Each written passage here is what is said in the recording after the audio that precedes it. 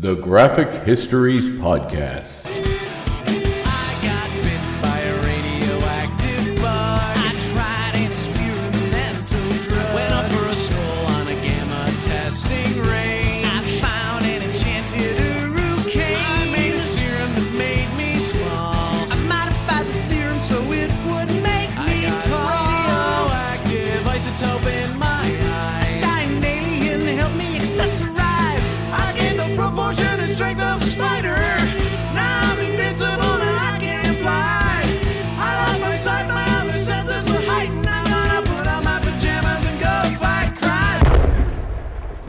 Hey there, and welcome to the Graphic Histories Podcast. My name is André, your podcast host. Big thanks to Uku the Mock for our theme song, Superpowers. And big thanks to you, gentle listener, for tuning in once again to another action-packed, fun-filled show. Today I speak with Stefan Petrucha, who is a very cool writer and a really cool guy. We had a great conversation, great chat about a lot of cool things. One bonehead move I made early on, as I do sometimes. I am only human. I err. I fall down.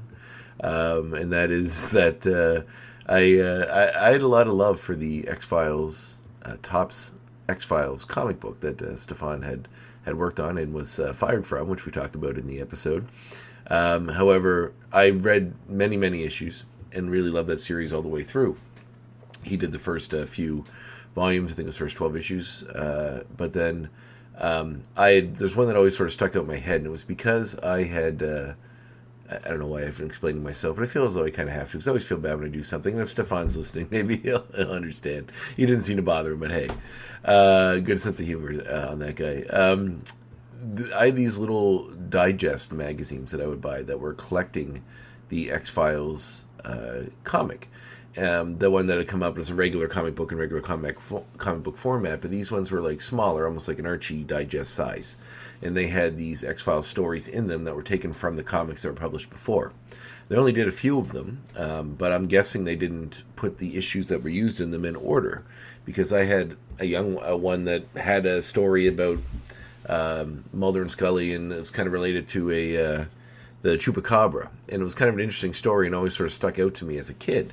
And I brought this up to him, and he mentioned he didn't think he wrote that one, and he probably didn't. But it was because that it was like early on in the digest format that issue was inside, that I thought, since he'd written the first few, that it would have been one of his. So, bonehead move on my part. But once again, he took it in stride, didn't seem to care.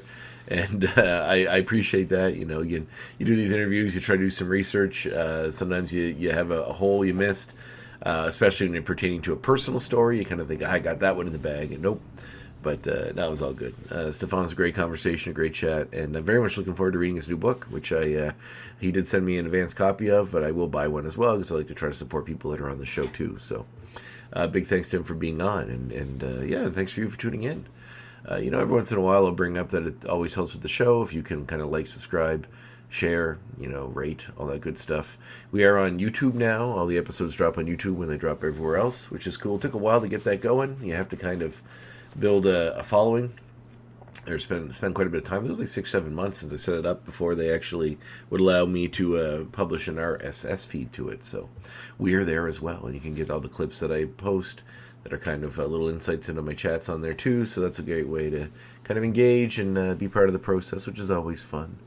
It seems like the audience is growing, and I've been doing this for several years now, so it's nice to see folks coming to the show and getting into the conversation, having a good time. But feel free to reach out, let me know what you think. I'm always open to ideas and guests and everything else, and a lot of cool people coming down the pipeline, so tune into that. I know Halloween is just around the corner. If you were listening to this episode, this would be our Halloween episode. Stefan worked on a few horror-esque books, so you can count that as a Halloween episode, I guess. But, one of my favorite times of year. My wife and I went to a Halloween party this past weekend, which is a blast. They had projected some movies on the wall, great company, fun little costume. And, it was a really, really good time. So I'm going to be spending my Halloween probably watching horror movies and eating the candy for the kids that don't show up. We don't get very many where I live. I live in kind of a rural area. We get like one every once in a while, one or two, but last year I don't think we got any. So, but I'm happy to celebrate the holiday in my own little way, which is always fun. So I'll be doing just that, and I hope you will too. But before that, why don't you just tune in to my conversation with Stefan Petrucha.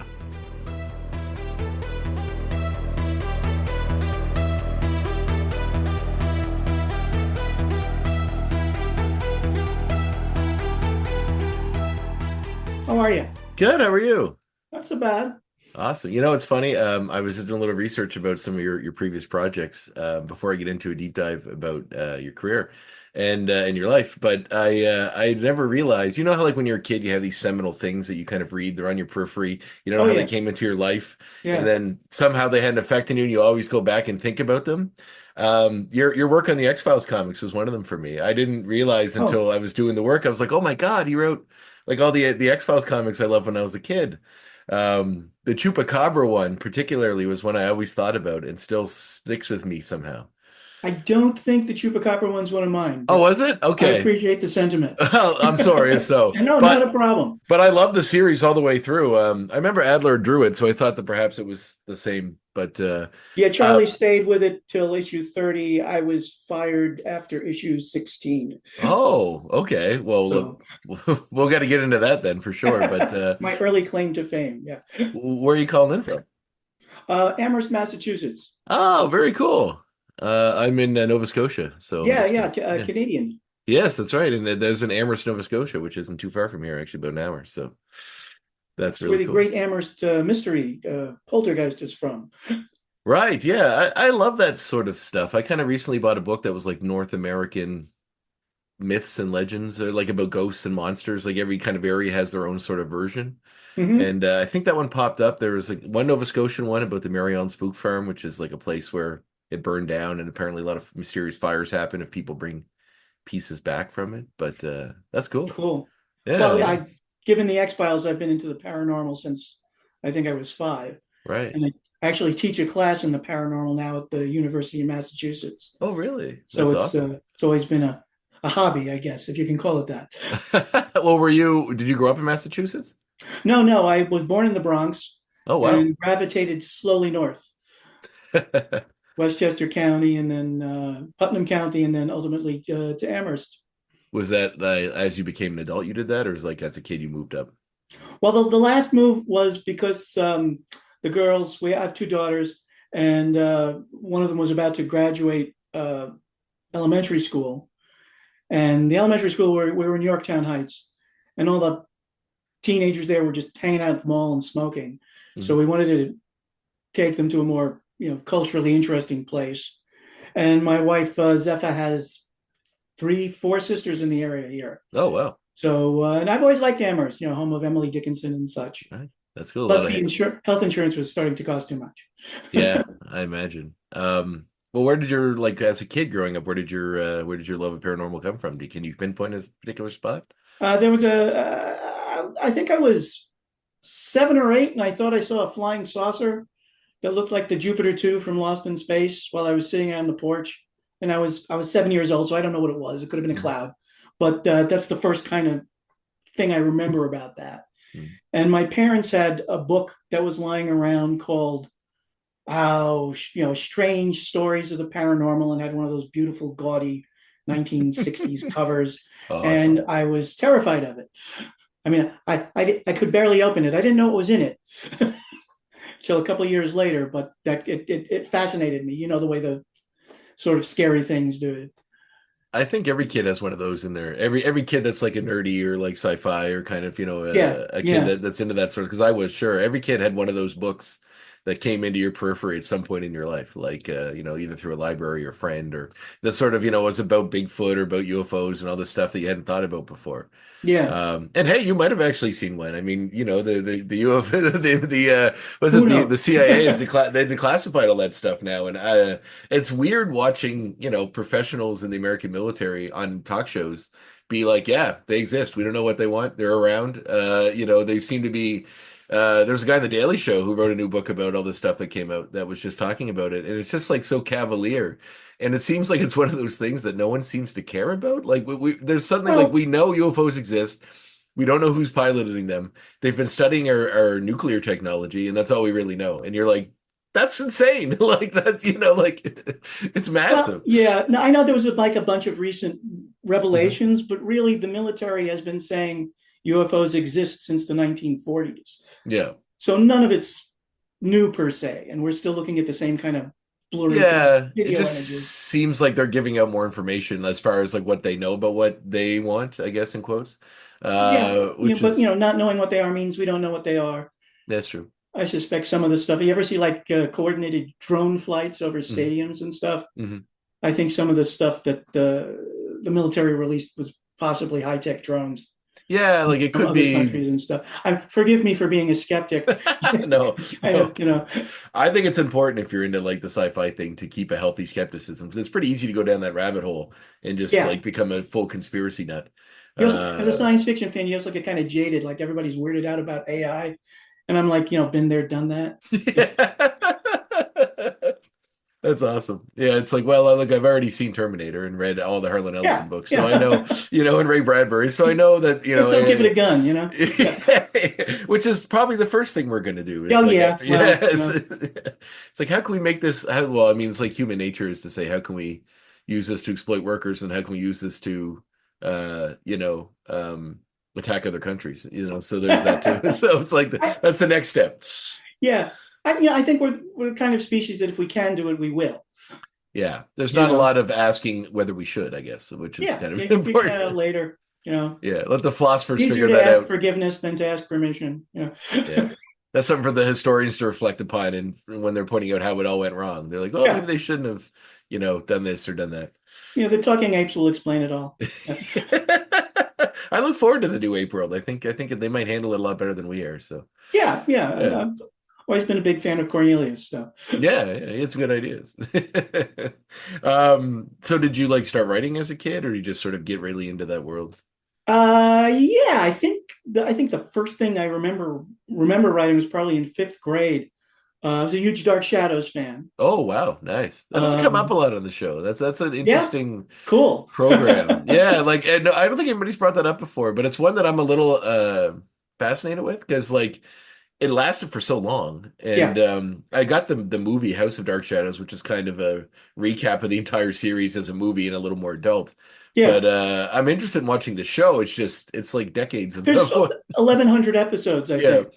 And the pacing for the most part is horrible. Well, it's a soap opera. That's what they did. Yeah, but even so, I mean, I think they do some compilations where they, cut out half of the episodes, and that might be, I it's just the first thing I was a huge fan of. Cool. But you asked me what the first thing I remember writing, it was a satire of House of Dark Shadows. Oh, really? In fifth grade, I think, or sixth, I started what I called House of Shady Darkness. And in middle school, we actually shot about half of it in Super 8 at Lyndhurst Estate, where the film was shot. Really? Yeah. Wow, that's impressive. Yeah. So I guess I got started as a satirist. That's cool. Well, what were you? I assume you're getting into reading some of the other people as well. What was sort of influencing you? Yeah, I don't know by comic books first. I learned how to read on my grandfather's lap. Knew the word Fortress of Solitude more, at a much younger age than perhaps I should have. And then gravitated to science fiction. Asimov, Heinlein, Frank Herbert, Philip K. Dick, I remain a big fan of. And then by the time I was in college, gravitated towards, more quote unquote literary stuff. Dostoevsky, Samuel Beckett is a big favorite of mine. Faulkner. My favorite author to this date is probably John Steinbeck. Really? Yeah. I think he, in stuff like Cannery Row, I think he does a wonderful balance between characters, storytelling, and description that I kind of try to shoot for personally. Yeah. That's skipping all of comic books. Yeah, I'm a big Alan Moore fan too. Yeah.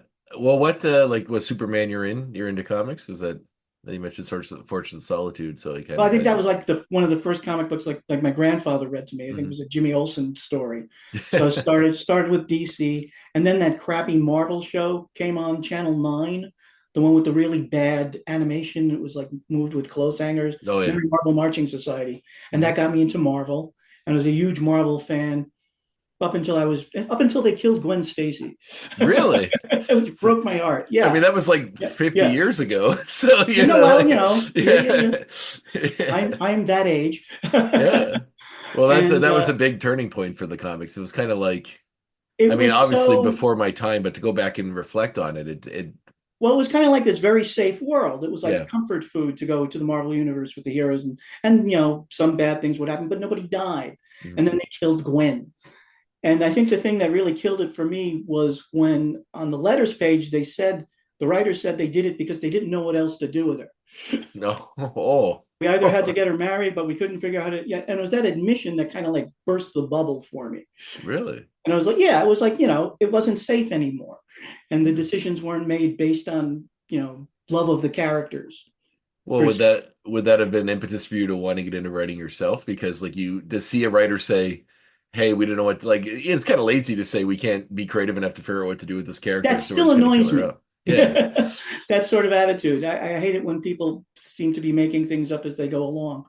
Uh, I don't remember it being an impetus to write. Writing was just something I always sort of enjoyed.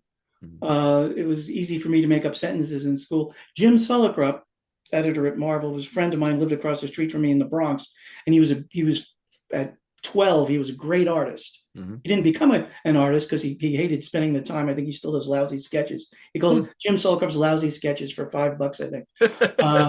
And this fascinated me, but I couldn't draw to save my life, so I figured I'd be a writer.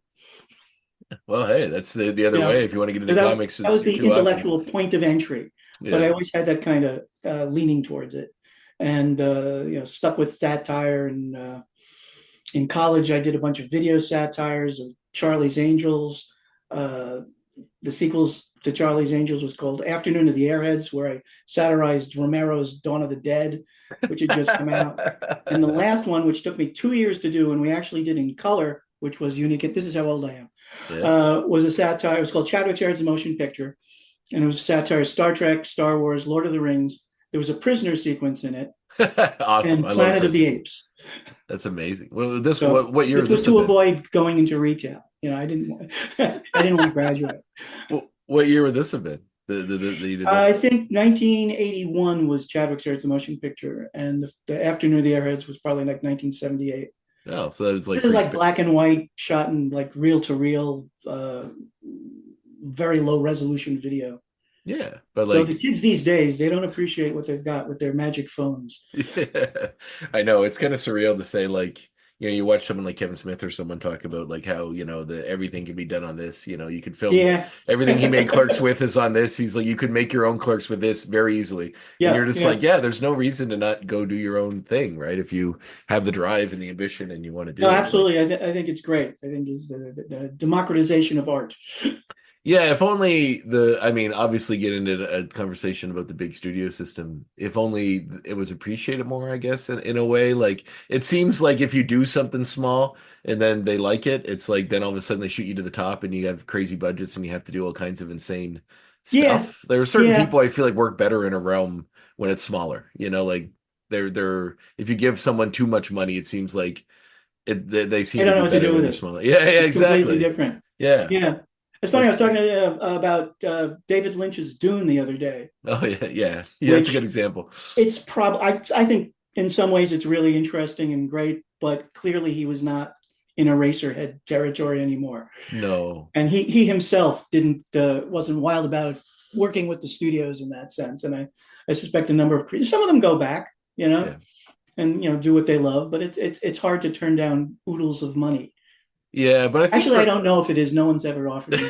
Yeah, and whenever someone talks about that, when they're like, "Oh, why?" I don't know why this guy made this movie or why this guy went back. Like Daniel Craig said famously, like, "I'd rather slash my wrists open than do another James Bond movie." And then he did 2 more James Bond movies, and people are like, why would he do that? I'm like, they drove a dump truck full of money up to his house. Like, what do you want him? There's really, here's $50 million for one movie. Of course you're gonna go do it. Whatever. Like, yeah. And it's not like it's his whole life. He can still do other stuff. Yeah. And he could pay for it with that. So I don't, resent that per se. I tend to resent the writers that get paid more. Well, that is true. That's for obvious reason. Well, along those lines, you must have seen Misery at some point. I did. My daughters had not, and we watched it again last night. Mm-hmm. And you know the plot. He's a great writer, crazy Yep. lady fan, and in the end of the film, he gets to publish his personal novel. Hmm. Well, Yeah. and this is his big success after he survived this traumatic Yeah. experience because he's doing it for the art. But in the book, um, the novel that he wrote for the crazy person, the sequel that brings back the character Misery, in the book he couldn't. He thought it was his best work ever. Yeah. So I he thought. never. So he didn't actually burn it. He pretended to, and then published it, I think that okay because I get which it is mixed. completely the opposite message of the film. It's Yeah. like genre's okay Yeah. if you do it right. Yeah. Whereas it's, the message of the film is, oh, there's this great art that one Yeah. does otherwise. And I think the message of the book was much better I agree. because I believe that. I mean, Moby Dick is a genre by the book monster movie, Yeah. but Well, it's like also much more. it's funny because I conflate the movie. Like, there's a there's a play version of it, which I've been wanting. Yeah. I do theater, and I've been wanting to do it for years. And I read the play years ago, but the rights were tied up for amateurs couldn't do them. It could only be professional studios. Sure. So one of the professional ones here in Nova Scotia did one in Halifax a couple of years ago, and I went and watched it. And I think I conflated the script for that, which I'm assuming is more based on the book than the movie version, because the script for that actually has her cut his foot off with an axe, which is what happens in the books instead of breaking it, hobbling him with the sledgehammer, which seems worse somehow when you watch it in the movie. Oh, the hobbling. Yeah, I know. That's a D scene. Yeah. Yeah, and also the end when he's presenting the Misery's Return book that he wrote under her, and I think as a writer it probably reaches out to you more in a way that like there's these fears that you're going to lose touch with your character, you're not going to want to do that, you're not going to want to do this, you're going to lose your spark of whatever you had that makes it interesting, and it was some horrible monstrous experience and fan that unlocks in him like his best work. And so he kind of owes something to her, even though she, even though she tried to kill him and tortured him, was a monster. So there's a famous quote. I forgot who said it. Knowing that you can be executed in the morning concentrates the mind wonderfully. Yeah. It's so like he knew he was going to die. So yeah. Some of us work well under pressure. For sure. That's really interesting. Yeah, the Lynch thing is funny too, because at least he got to go back and do his thing. You could really tell the studio had a lot of involvement in that. And he didn't know what to do with that. Like there's some clip somewhere, I don't know what it's from, but it's of him looking at dailies and somebody's like, he's saying to do another shot, and one of the producers or someone's reminding him that they need to move on, and he's like, "Well, I don't want to fucking move on," He's like, "Why can't we just?" He's like, "I'm gonna do this as much as I need to do it until it's done. What the hell's the problem?" And he's just like yelling at this person, and you're like, "Yeah, you're not meant for this, like for this system."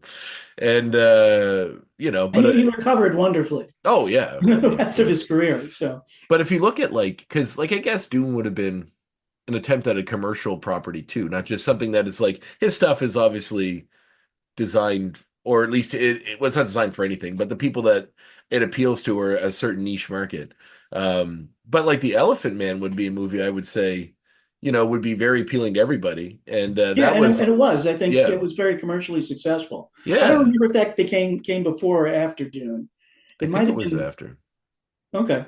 I'm not sure, but yeah, it was. I know, but that was also him given a bigger budget and also artistic freedom. Like, famously, Mel Brooks produced that, and really, I didn't.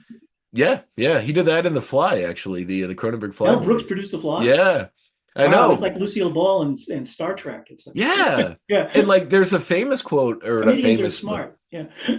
Well, and like artistically, he said, like, even with The Fly, and I think it was with Elephant Man, they showed it to some of the producers or something, or the studio, and the studio gave him notes, and then he wrote it, and somebody like famously kind of published his reply to the notes that said, like, this is a business venture. Part of our contract is we have to show you what we're doing. We're not obligated to change anything based on your opinion. Like, you're producers, you have no artistic merit here. We're the artistic types. Let us do what we do. And that was like the end of it. And he just let Lynch do what he wanted. Yeah. So like, it's kind of a great, like, when Lynch was allowed to do what he wanted to do in his space and left alone, he made Elephant Man, which is a fucking beautiful movie. So yeah. And Mulholland Drive I like a lot. Twin Peaks. I mean, hey, I'll take all that stuff. Yeah, people are worried about AI, replacing artists and writers. I think it should replace the producers. Agreed.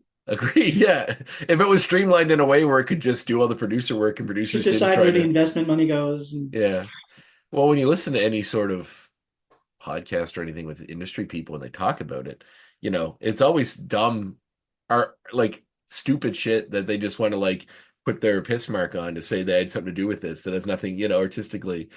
Like I can't remember who it was, but it was some big Hollywood director that was talking about how like he wrote some movie and it was a big movie. Like things were, it might have been James Cameron actually. I can't remember what it was, but somebody came up to him and said they should put a dog in the movie. And he was like, and he was like, I can't remember which one it was. It was like maybe it been Terminator 2 or something. Yeah, I think I Yeah. And yeah, he was just something like that. Yeah. he just like goes, "Oh yeah, it's a great idea, thanks." And then the movie came out, the same producer comes up And you goes, didn't mention it again. Yeah. yeah. Yeah. And There's you a certain just type of producer and licensor, if you'll forgive me, you can do that with. yeah, You can but just say sure and then not do it. I just to me, and I know there's a lot of other things to take into account. It's just a layman that's on the outside, but if I were, it's like hiring someone to paint your portrait. You've seen all of his pictures before. You know what he does. You Right. hire this guy to do it, and then you stand over his shoulder and say, "No, do it this way, do it that way." Like why? It's just People let them, like control. yeah, They like to think they're, that's why they buy things. yeah. Well, You know, so I guess and if you have creative aspirations but not the background for it, you feel like I'm creative too. I can put the dog in. yeah, And some yeah, of them just feel like they have to say something because it's their job. yes. And if they don't say anything, then they're not doing their job and they're afraid they'll get fired. No, certainly not on the lower end of things when you hit sort of. I think that's probably a lot of it. I've talked to, I think it was Fred Van Lente, and one time, and he was talking about, I think it was the Cowboys versus Aliens movie that was based on, a script. Oh yeah, And it was sort of like, that just was how, by the book. It was yeah, yeah, just some of that. Right? There's a lot of these people that are trying to justify their jobs. Is what a lot of that industry is, and it's like, not the greatest environment for creativity. Sure. And I don't think that was a bad movie. No, I don't think it was a very creative movie, yes, but it's told you what it was, Mhm. and then it did it. Yeah. There's no pretense involved. So I was cool with that. That's kind of what he said. He's like, I don't shit on it because some people come up to me and say, tell me how much they love it. And I don't want to diminish their love of this thing by saying I didn't particularly like how it turned out, but I'm happy they love it and they take joy from it. Why ruin that? Oh yeah. Yeah. No, one of the biggest lessons for me in those terms, in terms of what's valuable, was I used to write Power Rangers comics for Tops. And we were not allowed to do very much. Really? So it was a difficult process for me, and I was never in love with it. And then, like a year or so after one of the issues came out, we got a letter from parents who thanked us for one of the issues because they read it to their dying adult son on his deathbed. And they were grateful, and he was a huge Power Rangers fan. Yeah. And they were grateful to be able to share that moment with him. And since then, I've never been. I mean, I try to hew to an aesthetic, but in terms of the value of the creative work, it's whatever's out there. Yeah. I mean, that was insanely valuable to them in that moment, and I was part of it, even though I had not thought much of that work. Yeah. So I just kind of like, That's an important lesson. It's when I feel like when you're young and you're trying to be cool and like hip and like, like your opinions are valid and things matter that you kind of shoehorn them into conversations. But as I've gotten a little older, I've kind of been like, well, I don't want to shit on someone. Like if you like whatever band, like and like I love movies. If you like a movie I don't care for, I'm really happy you like it. It's not for me, but I'm glad you like it and you take life's tough enough as it is. Take pleasure in what you can. Yeah, don't make other people fun of somebody because they like something. Yeah. And like why diminish it? Yeah. I always say that like if you like listen to Nickelback or something, good, I'm happy for you. But it's not for me. I'm not going to go to the concert with you, but I'm glad you're there. Exactly. Yeah. And I still have stuff I hate and stuff I love, and like I say, I have an aesthetic I write towards. Mm-hmm. Well, getting into that, I guess, what was the first writing gig? My first writing gig, like when you got a professional job. Yeah. Professional. I was a tech writer for a while, but it was a really crappy Spider-Man story for Web of Spider-Man that, before that, when Jim Shooter, this is again going way back, I had submitted some plots to Marvel because I figured by the time I was graduating college, I figured if I couldn't write comic books, I couldn't write anything, given the state of things. And I was drawn back into it by like Alan Moore and Frank Miller, so I was impressed with what could be done with the medium. Yeah. Again, and I submitted some plots to Jim Shooter and sent him a tryout story for Doctor Strange that I was paid for, but it took like a year to do the art, and then I did the dialogue, and it got shoved in a drawer somewhere. So I kind of gave up on that. And a couple of years later, I think Jim Owsley was the editor of Spider-Man, all the Spider-Man books. And he said at a convention, if you can call me up and sell me a Spider-Man story in a minute, I will buy it from you. So I called him up and I sold him a Spider-Man story in a minute. And it was very simple. It was Peter Parker gets the flu so that whenever his spider sense tingles, he gets a massive migraine. Mm-hmm. So the moment that he's most vulnerable, something about to happen, he can't react because he's in such pain. And at the end of the story, somebody aims a gun at him and his spider sense doesn't go off, so he realizes it's empty. Oh, really? Punches the guy, right? So that was my 1 minute story for Spider-Man. Yeah. And then it takes a year or so to start getting the art in. Some of the pages have come in. Some artists are very slow. Mm-hmm. I won't name names. I could. Maybe I will. I don't know. Had a conversation with him once. He said, do you want it done on time or do you want it done right? And I was like, well, professional does both, doesn't he? Yeah. That's he didn't like me after that. But well, that's not they had a head over barrel back in the day. Now I'm assuming they just get, now books, it seems like if halfway through the book, you'll get a couple of pages from a different artist in the middle if something went wrong. They just do it. They put it out regardless. It was a tryout story. Yeah. Nobody cared about it. It wasn't on the schedule. Anyway, and I'm trying to make a longer story shorter, but Peter David, who was writing Spider-Man at the time, did this one panel thing where Spider-Man realizes a gun is not loaded. Because his spider sense doesn't go off. And so Jim Owsley tells me I have to change the ending of my story. Oh, God. And that's all the story was. It was the ending. It was this little twist thing. So, I unhappily changed the ending, did some very lousy dialogue for it. And it was eventually published at Web of Spider-Man number 27 with somebody else's dialogue. Really? For mine. And it is not, the art's okay. Took them long enough. But it was not a great story. Yeah. Whatever was left of it. It was, it was about him being brave enough to go out even though he had a cold. What are you going to do? But my real breakthrough came was late 80s with Squalor, which I did for First Publishing with art by Tom Sutton, which was fantastic collaboration. And he was, Harry Keller was sort of a homeless former professor, had several nervous breakdowns, and he had a different perception of time. So he went into what was called A-time. You didn't time travel, he just could see where things were going and where they'd been. And First Publishing, we did 4 issues of that. And then First Publishing, I did another series for them called Metaphor, which was sort of an early take on paranormal things. Had the history of UFOs in one issue. And oh, cool. Then First Publishing went out of business. And about, I had done a sequel to Squalor. I'd done a bunch of their new classics illustrated, and none of it was published.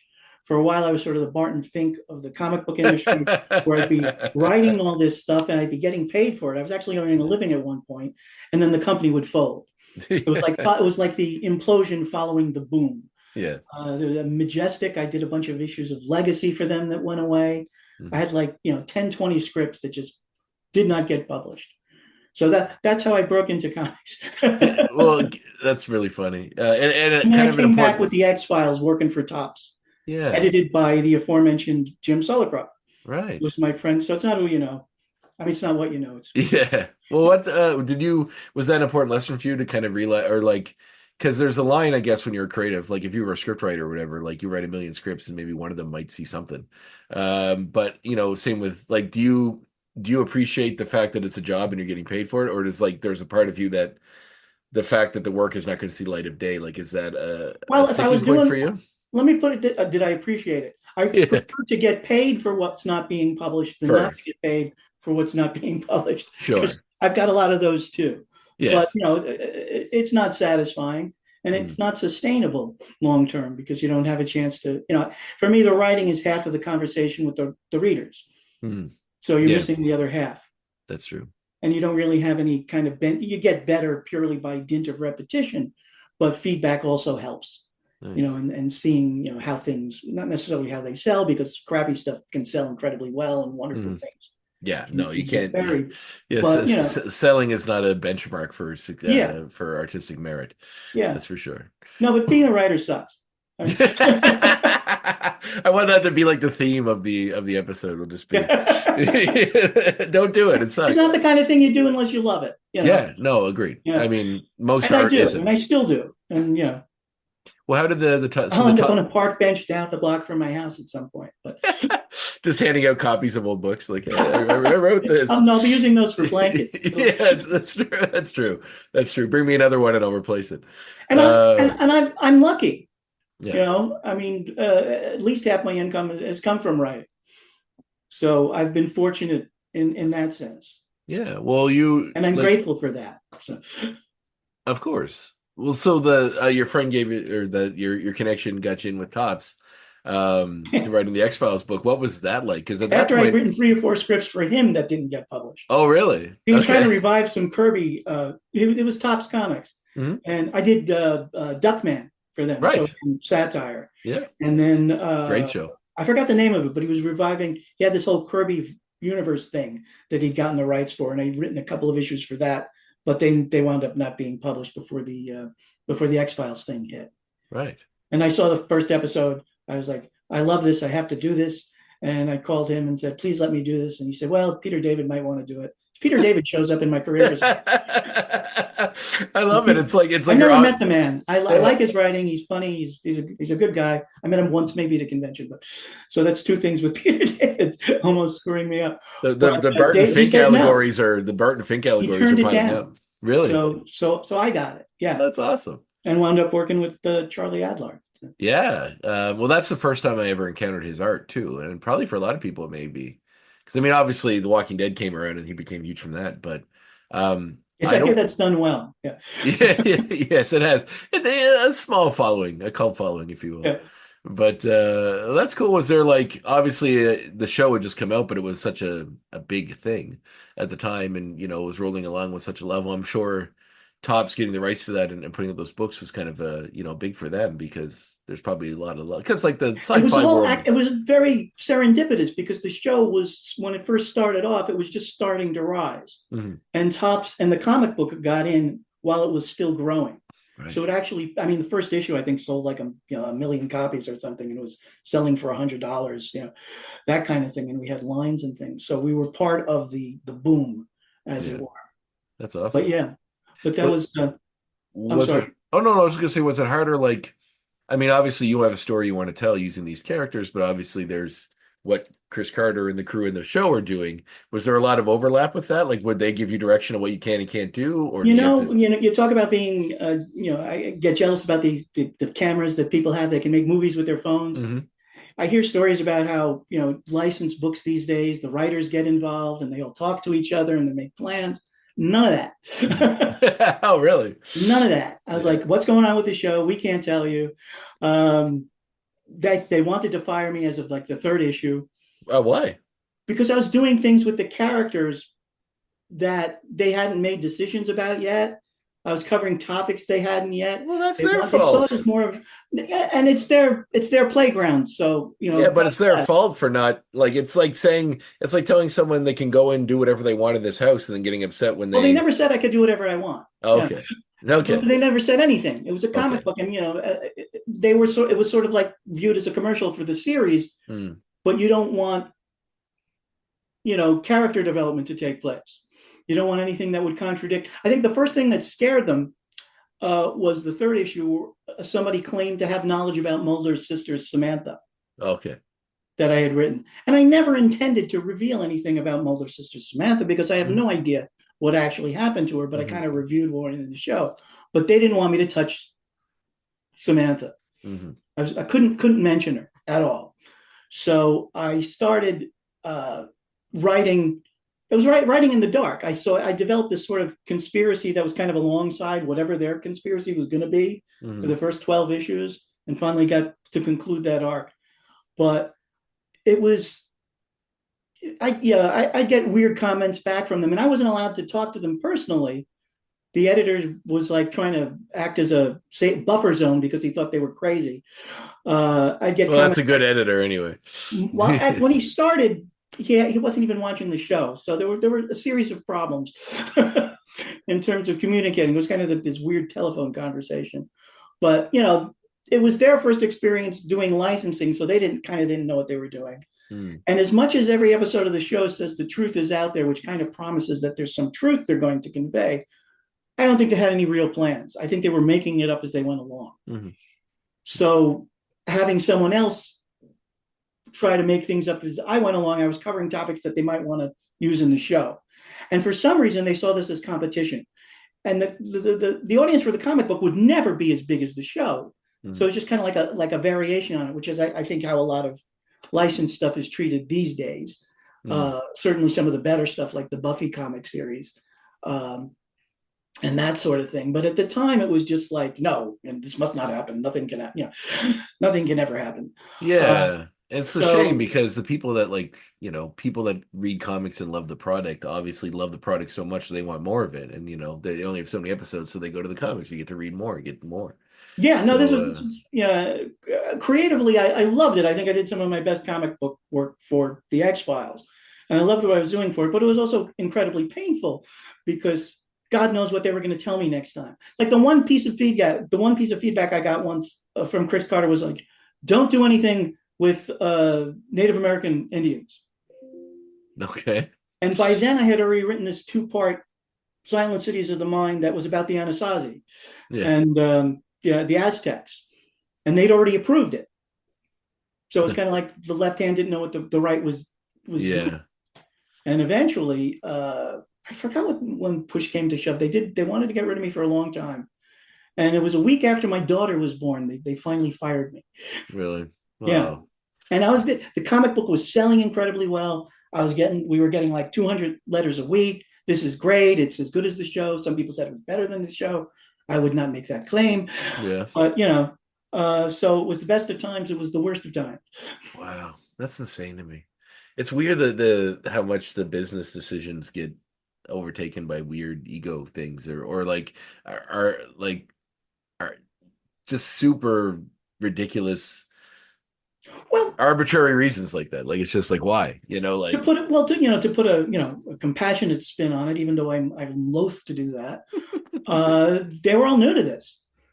They're like, oh my God, this is suddenly blowing up, this is incredibly successful, and they didn't want to screw it up, and they didn't want anything else to screw it up. Well, whenever I hear stuff like that, I'm always like, I guess, but at the end of the day, I agree with you. The amount of money the comic was making, I'm sure, like I always say that when someone makes some of these artistic decisions where they're like, well, let's not use this guy for this dumb reason. And it's like, what, you don't like making money? Like that's, at the end of the day, hiring some guy to be a liaison between the show and the comic would probably be a lot better in a way that whatever his fee would be would make up for it and how much the comic was making just to keep things streamlined. But even though the comic book was successful, the amount of money they'd be making from it would be yes, that's true. It's just whatever they license to Tops. Yeah, compared to the X-Files lunchboxes and the X-Files, pencils and papers and the billions of other things they were getting from licensing. Fair enough. Yeah. But I loved working. Maran Kim did beautiful work on the covers, and I loved working with Charlie Adler. Even though he couldn't do likenesses to save his life. I wanted to get rid of him for a while because he couldn't draw Scully. And I did what I thought was a good thing, but it turned out to be a very bad thing. I said, okay, Charlie's one of the few artists who could actually work that fast. Yeah.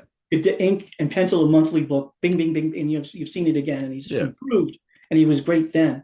But I thought, okay, maybe he doesn't have time to focus on drawing Gillian Anderson. Yeah. So I said, okay. So I did a full-page splash that was just Scully holding something up. So I said, okay, this will give him the time. He can knock it dead and shut everybody up. And it was awful. He just can't do likenesses. Yeah. But on the Jon Stewart show, Gillian Anderson appeared. Yeah. And this is before The Daily Show, and he was just on the Jon Stewart show. Right, right. And he said, "You got this great comic book. Look at this great cover, but look at this really crappy picture."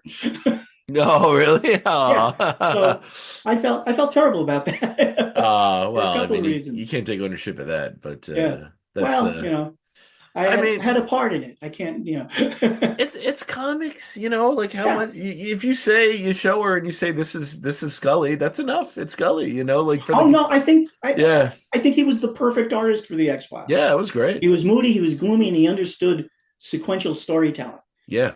which Yeah. you don't see a lot of. Yeah. Well, that's very cool. And he obviously, went on to his career, obviously did well and kept going. So Indeed. yeah, it was a good start. Well, what was next for you after that? Oh, after the X-Files, I don't know if I remember. Was it then I got into novel writing? I probably got into novel writing then, Hmm. and then wound up doing young adult books. There's been a lot between licensed and original things. Mm-hmm. I did. I wound up doing some licensed White Wolf novels from the gaming industry, Yeah, yeah. Oh like yeah. Dark Ages Assamite was one of my early novels. I self-published a novel called Making God that sold 300 copies. I was proud of that. And then eventually broke into YA by going to a horror convention where I met Lisa Abrams, who was editor at Razorbill Penguin and was looking for writers because the young adult thing was just starting. Hmm. And I wound up sending her like 4 ideas. And then I threw in, I said, well, why don't I do a version of Squalor just as a teenager, just for the hell of it? Mhm. Sort of, the extra one that she'll probably say no to. And that's the one she picked.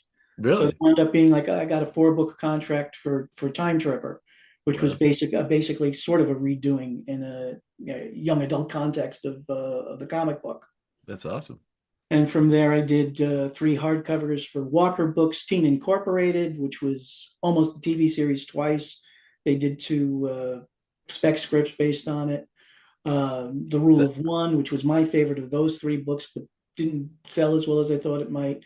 And the last one I did for them was called Split, which I had designed as another tragic sadness in the life of a writer.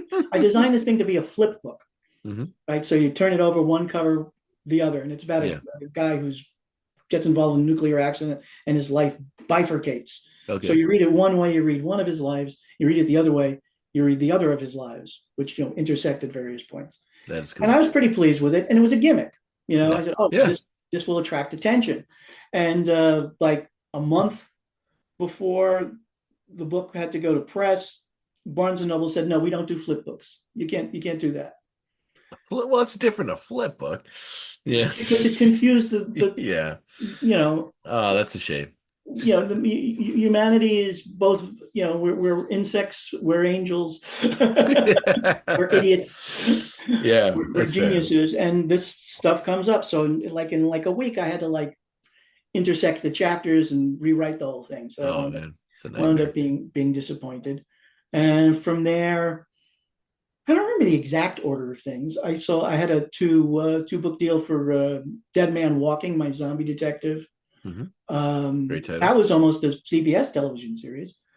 I got a lot of almost, I but was going to say, how often would your projects have been optioned? Like, I guess with writers that happens a lot. well, Like, these are novels, so oh, so I see. But no, yeah. any project you did that was optioned by someone to be a series or whatever. Like, I talked to Stephen Grant, who's a comic writer, and Mhm. there's a bunch of things that he had done that, like, he comes this close, doesn't quite, comes this close, doesn't quite, Oh yeah, yeah. and Well, it's got to be I so imagine that frustrating. when you go to panels, you're looking at the successful writers. Yeah, I've yeah. heard them say bizarre things like, if it's not selling, it's not ready yet. It's because it's not good, and that's nonsense. I've written some of my best stuff remains unpublished. Oh yeah. So it's a sort of a self-selecting group. These are the people who have hit the top and they're making the money. The rest of us have this sort of, we have a couple of jobs along the way. Hmm. We have some successes, we have a lot of failures, and we have a lot of stuff that doesn't go anywhere Hmm. for sometimes bizarre reasons, and sometimes publishers go out of business, and sometimes serendipity happens. Like Stuart Moore read Teen Incorporated, and I wound up writing the Deadpool novel for for when Marvel was doing prose books, and wound up doing a Spider-Man novel and a Captain America novel Yeah. right after that. So it's not all horrible news. So there's that. Well, where was I in my 40? Oh no, that's cool. The Deadpool book must have been interesting because Marvel, Yeah. like did they give you a lot of freedom in as far as what you can do with that character? Or Yes. Yeah. I mean, I originally had a story where there were these babies that were actually monsters that would morph into like the 1950s Marvel creature features like Oh, cool. Luke, son of Magog, and Awesome. Fang Foom, and Yeah. throw some silverware and it makes a noise, and that's what the monster's name is. Yeah. And so it was about Deadpool having to kill them as babies before they. Oh, awesome. And this was, I understandably, a bridge too far. Mm-hmm. So I forgot who the editor in chief said, no, you can't have Deadpool kill babies. So I said, okay, how about puppies? We made a puppy. And he's like, okay, puppies. These are creative. I'm glad he stopped me. And the puppies works better. Yeah. And there was one point where the Hulk rescues a puppy from Deadpool and holds it too tightly and accidentally kills it. Oh. And Hulk breaks into tears and leaps off screaming, Hulk not bad, Hulk not bad. And they were like, no, the Hulk can't kill a puppy. They can't have that. So I said, okay, how about if we just think the puppy's dead? Oh, I see. So I got to keep the scene, and then the puppy's alive. So I got to keep the joke. So there are those conversations that are creative and compromised. Well, and I love that you even managed to get some Steinbeck in there. That's a very of mice and men kind of idea, right? Yes, absolutely. That's cool. No, I love that sort of stuff, and I love when I hear writers that or because I kind of really hate. I'm a horror fan. I'm a sci-fi fan. I'm a fan of everything. I love Me too. classic books. I love. I just finished. Speaking of old type of sci-fi novels, I just read The Lathe of Heaven by Ursula K. Le Guin. Oh yes. Man, what a good book! Holy I crap. love. That's my second favorite of hers. Yeah, what's the first? I'll read that one next. Well, Left-Handed Darkness. Oh yes, I have it as well, but I haven't read it yet. Yeah. So, but I read them both to my daughter, and I was fortunate that my daughter liked hearing me read. Oh, good. So I was reading to her through high school. So we wound up Left-Handed Darkness was the last book I read her. Nice. Well, I was just saying, I really, I'm sure there's people, contemporaries of yours, or people that are writers or in the industry that like horror and sci-fi has always kind of been a lesser than when it comes to it seems like certain genres seem lesser than in the eyes of the academics or the people that are like the Academy Awards doesn't give out horror movies don't win Best Oscar very often. They're a bunch of elitists. Yeah, 100%. The closest thing we got to a horror movie winning Best Picture was Silence of the Lambs, which is what I would consider a horror movie, but they would call it a thriller or something to get around. Yeah. Yeah. I know Jordan Peele won for Best Original Script for Get Out as well, which is nice. But to see, just because something fits within a genre doesn't mean it's lesser than some other artistic, right? No, not at all. Not at all. Yeah. I mean, I always thought, one of the things that happened when they started with the Penny Dreadfuls and stuff, and suddenly everybody was reading, the intellectual class felt like they had to distinguish themselves from the lower classes because ew. Yeah. And then you got James Joyce's Ulysses and Finnegan's Wake, and I'm writing something no one will ever understand. Yeah. Which is, don't get me wrong, Ulysses is a gorgeous book, but you can lead a good life. Yes. And it's terribly, Western biased and based in its own history, which is important, but it's easy to put blinders on. Yes. So I don't like to make that high-low culture distinction. Yeah. I find and a lot of the stuff that we consider high literature now is not appreciated and considered pulp garbage when it was made.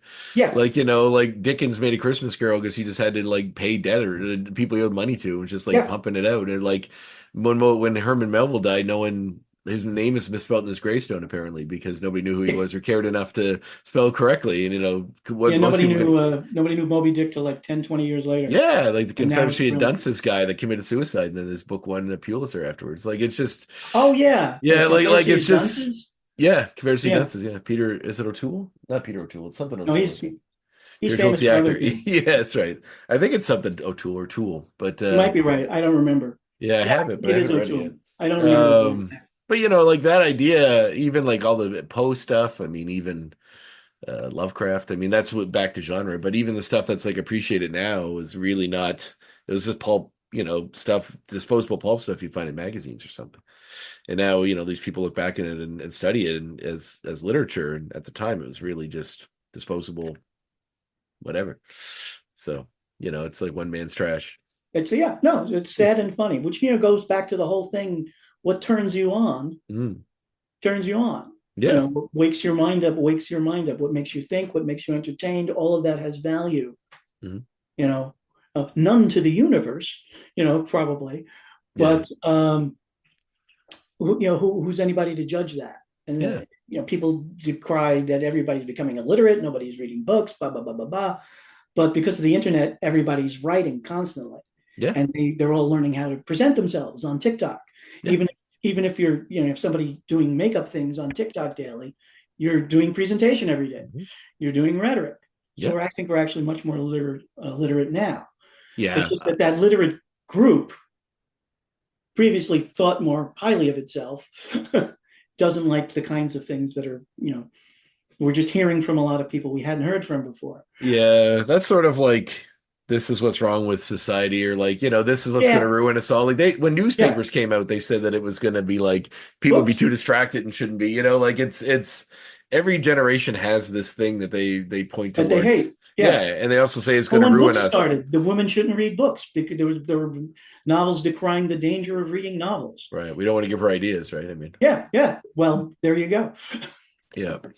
That's a march of time. Well, working with the young adult world, like, do you find that like limits you creatively, or does it just feel like it? Because I talked to you. No. You talk about genre at the time, there was much more creativity going on. I mean, I could do something like Timetripper. Teen Incorporated was about a teenager who was raised by a corporation. Yeah, because that's a great idea. His parents had, thank you. Yeah. His parents had died because of something the corporation, one of their flawed products. So to make it up for it, they became his guardian, raising him, by committee. Is it like a dystopian world, or just within? No, our world. Well, which is dystopian, but it's fair enough. Because it sounds kind of like Brazil or something. That's a cool idea. Yeah, no. It was set in a perfectly normal world. Rule of One was a critique of The Secret, the idea that if you want something badly enough, you'll get it. Oh, I hate that thing which so was much. making the rounds at the time. So I hate that thing so much. Obsessed by it. I have to read this. That's a great idea. I was able to do pretty, fairly creative things in young adult, because it doesn't have those kinds of genre distinctions. If you do, there's YA horror, but if you did a YA book that was in horror, it was still part of YA, as far as that went. And as opposed to the more rigid categories in the bookstores. Yeah. Don't know what it's like now. I haven't read YA in a long time. But the last one I did was called Ripper, which wasn't almost a TV series, but it was my best-selling. Oh, really? books. Yeah. That's fantastic. I wrote a sequel to it, but it didn't. The publisher thought it was going to do like Harry Potter numbers, which was silly to think. Every publisher's looking for the next Harry Potter. It did well, and it had a gorgeous cover. The hardcover was a beautiful book, and it did well, but not well enough to justify the sequel that I had already written. So that's another thing that I had a conversation with someone recently, which is like this benchmark for success when it comes to big studios, like or even like publishers or movies. Like the reference I was talking about was like the American remake of The Girl with the Dragon Tattoo. Like, really good movie. Yeah. It made like $100 million, but like Sony's like, we wanted to make like $300 million, so we're not going to make a sequel. It's like, well, you still made $100 million.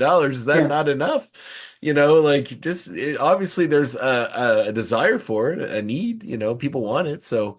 And it just grows. But yeah, to the idea that like it's successful, but they have this impossible benchmark. Like, you need to make another Harry Potter before making another one. It's like, well, yeah, that is when you're in the machine.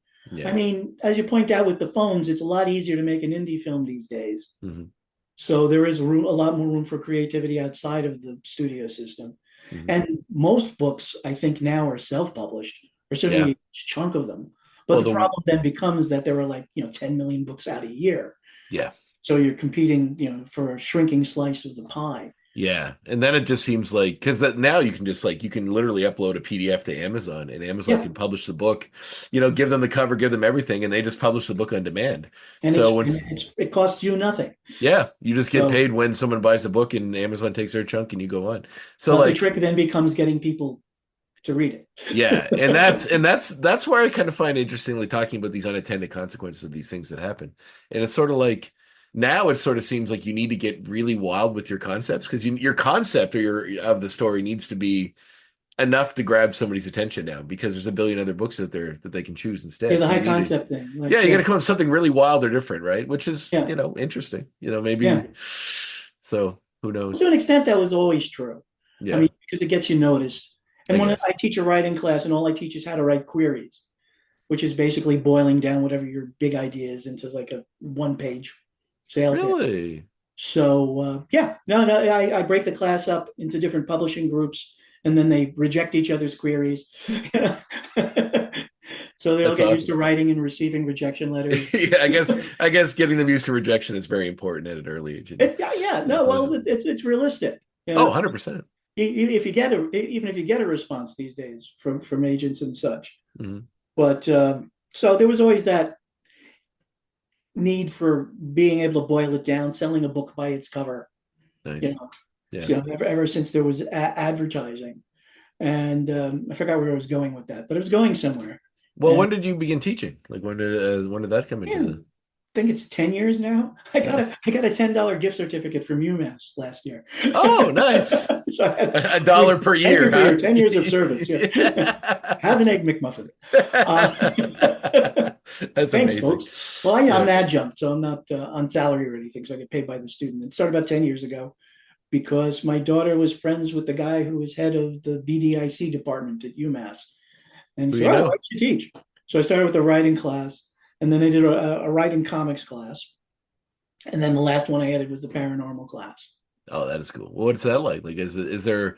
I guess like what is the student involvement like? Is it just like people looking for something to do, or are they just? I feel like if you're going specifically to a writing class or a um, paranormal class, you have to be passionate about it. It's not something you just fall into, Well, the right? writing class is generally people who want to be writers or Hmm. are curious about writing. Hmm. You know, the comic book class, again, you'll have big comic book fans who, like that aspect, and people who like, I've heard of this media. A lot of people love it. Just want to shout it out. The paranormal class tends to be, I need 3 credits to graduate. I've always loved the paranormal. Well, at least you got that much involvement. Yeah, no, and then and this, some of the students are wonderful and brilliant, and some of them, people come in at different stages. Some Wow. of them are great writers from the get-go. Spotted some posts written by AI. Oh, yeah, that But must be in a writer's interesting. class, who are you hurting? You Yeah. know, if you want to learn how to write, write. But Yeah, well, that's a bigger conversation, I guess, which is interesting, but it's probably pretty identifiable by you when you see one of those, right? so far, occasionally, Yeah. if somebody starts mentioning Ubik by Philip K. Dick, and I know they have not read any Philip K. Dick, Hmm. and for them to start talking about that book Hmm. in these sort of, a lot of with AI, it's gigo, garbage in, garbage out. Hmm. You can get it to do wonderful things, but if you just ask it a relatively passive question, Yeah. it'll have this style and perfect sentence structure that tends not to vary. That's pretty easy to spot. I So far. took I talked to someone I know that also teaches at a university, and she mentioned how um, sometimes like it the more like lazy part of it. I mean, not just using AI, but the lazier part of it is that they don't even read the prompt it gives them, so they just copy it, paste it in the thing, and send it Yeah, off. And yeah. like she says, there's things in it where it says insert name here or do that here that are still in it because they didn't do it. They just sent it off and didn't even look at it. It was Mr. Ryek's class, 7th grade, 9th grade. He collecting the tests, and there was a guy named Jeffrey Gross who had copied his test from the kid next to him, and the teacher like threw it down on the desk and said, "You idiot! You even copied his name over." So It's more insulting that, to me. I'd be more offended that you think that I'm stupid enough to fall for this than that you actually did it.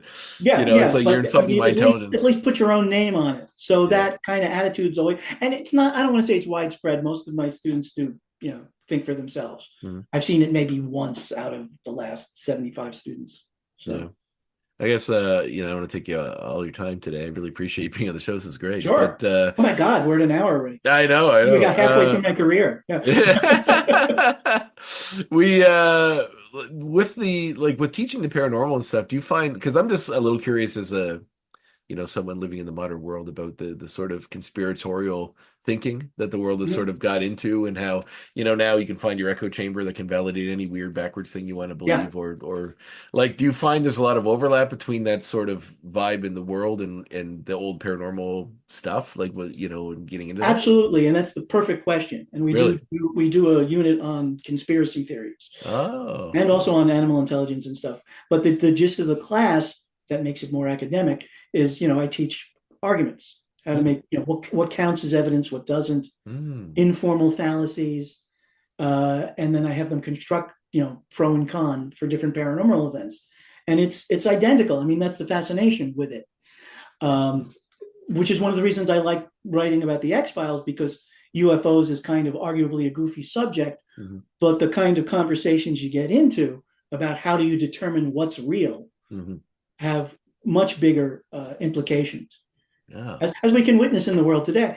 Yeah. Oh yeah. Which is Yeah. kind of like an X-Files episode gone crazy on steroids in some instances. Yeah, I'm very fascinated with that sort of stuff, and that's kind of what led me towards reading Ursula K. Le Guin. I discovered Paul Giamatti has a podcast called Chinwag, where he and a philosopher, actually, he's a philosopher at a university, he's a professor. I'm not sure. I feel like he's in Massachusetts too.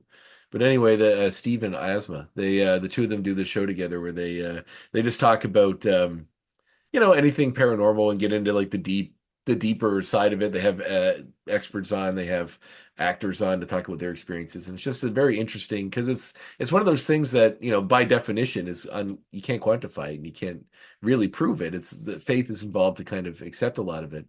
Yes, but that's the beautiful thing about the paranormal. Yeah. I say it started with spiritualism, is that it tries to be scientific. Mm-hmm. It really has this kind of very fraught relationship with science. Yeah. We're doing experiments, we're collecting evidence, we're doing all this, we're echoing the same kinds of things. Yeah. But ultimately, who knows? Yeah. Yeah, I know, it always kind of boils down to that. It's funny when you get into like the weird, like old-timey stuff like alchemy and like homunculus and all that sort of strange stuff, where there's like a very scientific way it's depicted when the end result is just it's garbage. But like the idea of it, I mean, in some ways that's not fair to say, but well, nothing's fair to say. yeah. But I'm in favor of sweeping generalizations. So yeah, sometimes they're quicker. But so that's super cool. I'm really happy to hear that. I didn't even know that like schools, universities would have even like paranormal study programs like that. That's really neat. That's cool. It gives hope that a younger generation of little Andres out there can go into the world, that they can have more avenues to go into the weird shit they want to explore. And there are lots of avenues. Yeah. Oh man. Well, thank you so much. Sure. Before we go, I do want to mention my novel that's coming. Yes, I meant to ask you what's coming next. That's usually my last question. Well, it's been a great conversation. Oh yeah, no, that's always my final question. Is usually what's next, and I forgot that one to go right now. No worries. Yeah. In December 10th, The Stars Within. I'll give you the log line. It's the Star Wars meets Game of Thrones. Hardcover science fiction epic. I've been working on it for 7 years, and I can't wait till it comes out. Awesome. Is it an adult novel or not yet in that way? Oh, awesome. Yeah, adult genre science fiction. Lumiere Press. It's The Stars Within? The Stars Within. All right. I'll definitely push that on my socials as well. That sounds great. Great. Yeah, if you want to advanced PDF, let me know. Oh, well, I kind of feel like I should support you and buy a book. But cool. But I will take one as well if you want to send it along. You can buy it also. I will. I'm excited. That sounds great. I was looking for something like The Left Hand of Darkness. I'm trying to do some horror reading for Halloween.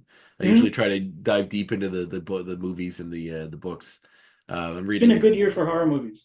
Yeah, it has been. I've been trying to watch some old stuff too. Like I watched Life Force last night, the Toby Hooper one I've never seen. Oh yeah, Yeah, yeah. which is a lot of fun. But I've been trying to watch newer ones as well and The catch up. Substance. I fucking love that movie. Yeah, yeah. No, I thought it was brilliant. Yeah, it I had was trouble with the ending where it gets kind of Monty Python. a little, but it's like, Yeah, but well, it starts off with this kind of great Cronenberg Kubrick thing, beautifully satiric, and then it becomes kind of John Carpenter, Mr. Creosote.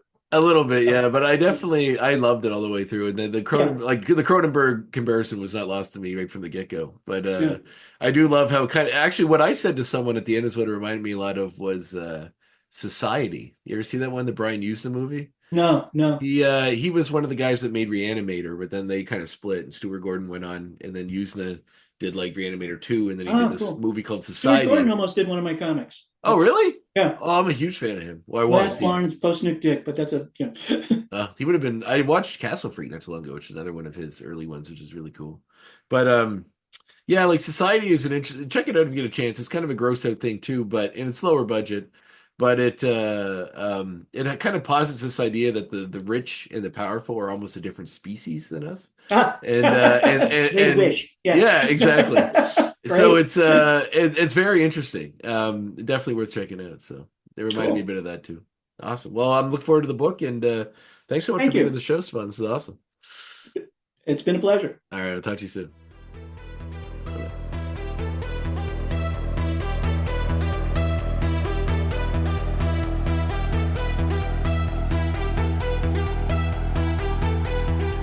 There it is, my conversation with Stefan Petrucha. Big thanks to Stefan for being on the show. Really fun chat, really fun talk. Took the fact that I got that thing wrong in stride, and I appreciate that greatly.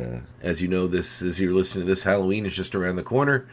I will be hanging out, eating some candy, watch some horror movies. I don't really get many kids, so usually the candy I buy for the kids that I might get, I usually end up eating. The last few years we haven't gotten very many because I live in kind of a rural area. But I'll be doing that. I hope you will too. You can tune into our episode next week in which I talk with Steve Bino, who is a writer and artist and does some really cool work as well. So great chat with him about comics, about indie comics, and all the things he works on. And it's going to be another great conversation. I do really love doing this show, and I love that you were here for the ride. So much appreciated. Anyway, in the meantime, I hope you get out to get some candy, get in your favorite costume, watch some fun horror movies, and you have a happy Halloween. Until next time. The Graphic Histories Podcast is a proud partner of the United Federation of Podcasts.